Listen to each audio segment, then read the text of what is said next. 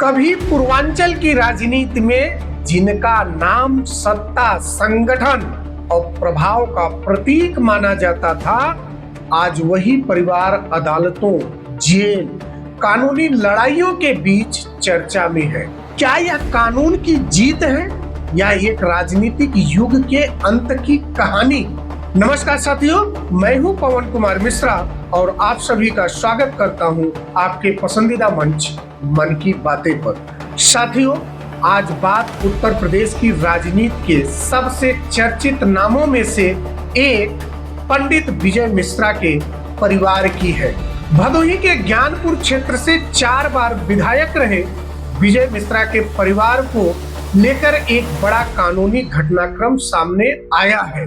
Allahabad high court ने विजय मिश्रा की बहू रूपा मिश्रा को जमानत दे दी है। इससे पहले भदोही की एमपी एमएलए कोर्ट ने एक संपत्ति और फर्म से जुड़े मामले में उन्हें 4 वर्ष की सजा सुनाई थी।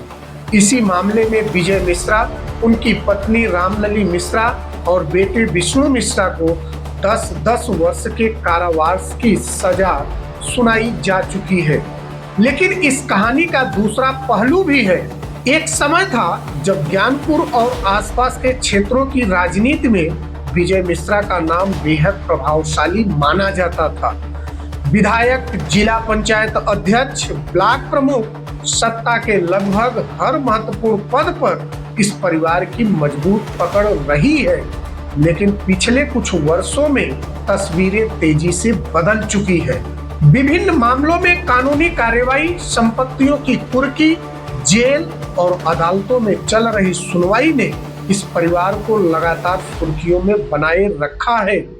यही सबसे बड़ा सवाल खड़ा होता है, क्या यह केवल एक व्यक्ति या परिवार की कहानी है या फिर यह भारतीय राजनीति के उस दौर की कहानी है जहां क्षेत्रीय प्रभाव रखने वाले नेताओं की ताकत अब न्यायिक और प्रशासनिक जांच के दायरे में आ रही है। कानूनी विशेषज्ञों का कहना है कि किसी भी मामले में अंतिम सत्य न्यायिक प्रक्रिया पूरी होने के बाद ही सामने आता है। जमानत मिलना दोषमुक्त होना नहीं होता है और सजा के खिलाफ अपील का अधिकार भी कानून सभी को देता है। इसलिए इस पूरे मामले को अदालत की प्रक्रिया और उपलब्ध आदेशों के संदर्भ में भी देखा जाना चाहिए।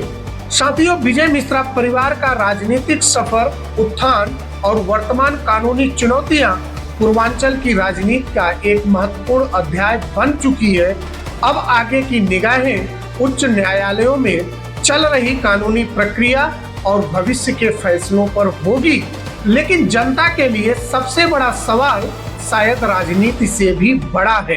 क्या लोकतंत्र में किसी भी नेता की असली ताकत उसका प्रभाव होता है या कानून के सामने जवाबदेही? आप क्या सोचते हैं?